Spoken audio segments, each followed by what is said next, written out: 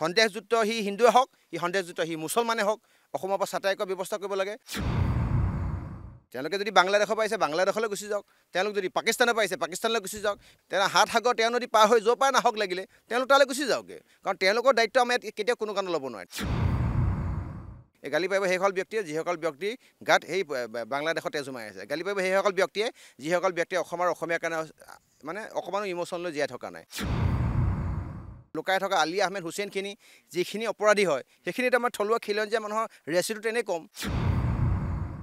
আমাৰ মাটি, আমাৰ জেগা, আমাৰ মাটিত আহি কোনোবাই অবৈধভাৱে দখল কৰিব, আমাৰ মাটিখিনি কোনোবাই আগ্ৰাসন অপচেষ্টা চলাব, সি হিন্দুৱে হওক বা সি মুছলমানে হওক বা সি খ্ৰীষ্টানে হওক, সেইটো কেতিয়াও কোনো কাৰণতো আমি মানি লোৱা নহ'ব।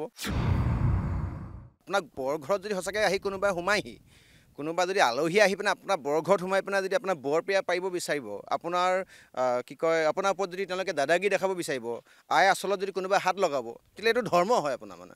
আপোনাৰ ধৰ্ম এটা যে সেইটো সময়ত আপুনি সেই আপুনি কি কৰ্মৰ ধৰ্ম আপুনি অনুকৰণ কৰিছে, আপুনি প্ৰতিবাদ হ'বই, তাত আপোনাৰ প্ৰতিবাদ হ'ব, তাত আপোনাৰ আন্দোলন হ'ব। আৰু এই মানুহসকল যে সন্দেহযুক্ত অবৈধভাৱে যে বেদখল কৰি আছে, সেই কথাটোক আমি আইনক, আদালতক, অসম পুলিচ প্ৰশাসনক আমি জনাবৰ কাৰণেতো আমি বিহিত ব্যৱস্থা ল'ব লাগিব।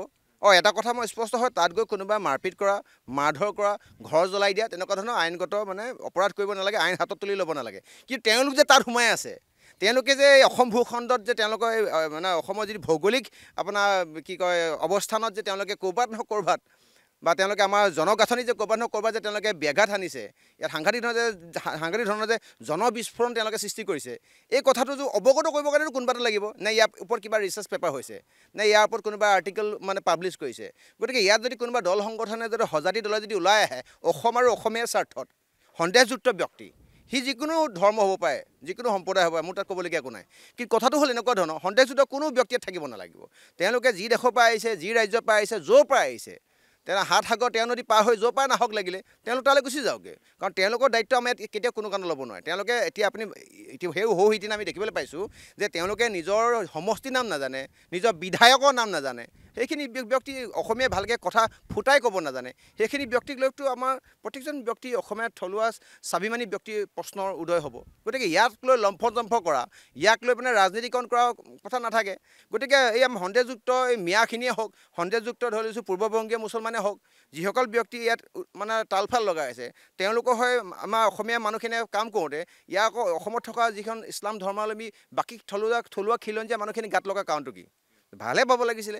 এইখিনি মানুহে জাবৰ জোঁথৰ, এইখিনি মানুহে আমাৰ সদায় থলুৱা খিলঞ্জীয়া মুছলমানখিনিক মানে অপমান কৰিছে, বদনাম কৰি আছে, সেইখিনি ভাগ কিয় কৰিব জনা নাই, সেইটো কৰাৰ প্ৰয়োজন আছে। সন্দেহযুক্ত সি হিন্দুৱে হওক, সি সন্দেহযুক্ত সি মুছলমানে হওক, অসমৰ পৰা ছাঁটাই কৰাৰ ব্যৱস্থা কৰিব লাগে, ডাইৰেক্ট ভাৰত ছাঁটাই কৰাৰ ব্যৱস্থা কৰিব লাগে। বাংলাদেশৰ পাইছে বাংলাদেশত গুচি যাওক, আৰু ভাৰত বাংলাদেশৰ মাজত এখন চুক্তি হ'ব লাগে, যি প্ৰত্যাৱৰ্তন চুক্তিৰ যোগেদি আমাৰ ভাৰতত থকা অবৈধ যিসকল বাংলাদেশী মূলৰ মুছলমান ইয়াত আছে, তেওঁলোকক যাতে বাংলাদেশ চৰকাৰে যাতে মানে তেওঁলোকৰ নেতৃত্বত যাতে লৈ লয়। এই বাংলাদেশী মূলৰ সন্দেহযুক্ত যিকোনো ধৰণৰ এই প্ৰব্ৰজনকাৰীসকলক, অনুপ্ৰৱেশকাৰীসকলক বিতাড়িত কৰিব লাগে বুলি আমাৰ মানুহে সততে কথাটো কোৱা দেখিছোঁ বা শুনিছোঁ। কিন্তু যেতিয়া এই বিষয়টো কেতিয়াও কোনো কাৰণত কোনোৱে আৰম্ভ কৰা নাছিলে। এই অসম চুক্তিৰ ক্ষেত্ৰতে হওক বা আমি বিদেশী আপোনাৰ যি বিতাড়িত কৰা সমস্যাৰ ক্ষেত্ৰতে হওক, যেতিয়া এটা দল সংগঠন ওলাই আহিছে, এইটো ৰাইজে মানুহে ভালহে পাব লাগিছিলে। ইয়াক আকৌ কোনোবাই ৰাজনৈতিকভাৱে ৰেহ ৰূপ দিব বিচাৰিছে, ইয়াক আকৌ কোনোবাই আপোনাৰ বিজেপিকৰণ, কোনোবাই কংগ্ৰেছীকৰণ কৰিব বিচাৰিছে। এই কথাটো কিন্তু খুব বেছি মানে আহি থকা দিনত মানে জাতিটোৰ কাৰণে ভাল লক্ষণ নহয়। সন্দেহযুক্ত ব্যক্তিসকলে বা যিকোনো ধৰণৰ ব্যক্তি হ'ব পাৰে, সি হিন্দু হ'ব পাৰে, সি মুছলমানো হ'ব পাৰে, অবৈধভাৱে কোনোবাই বেদখল কৰি আছে, বেদখল মুক্ত কৰাৰ ক্ষেত্ৰত বা বিল আছিনা অসমৰ লগতে বেলেগ বহু দল সংগঠনে ইয়াত সহযোগ আগবঢ়াইছে। ইয়াত যাতে বিষয়টো আকৌ ৰাজনৈতিকৰণ কৰা বিষয়টো কি, মানে ইয়াৰ অন্তৰালত কি লুকাই আছে।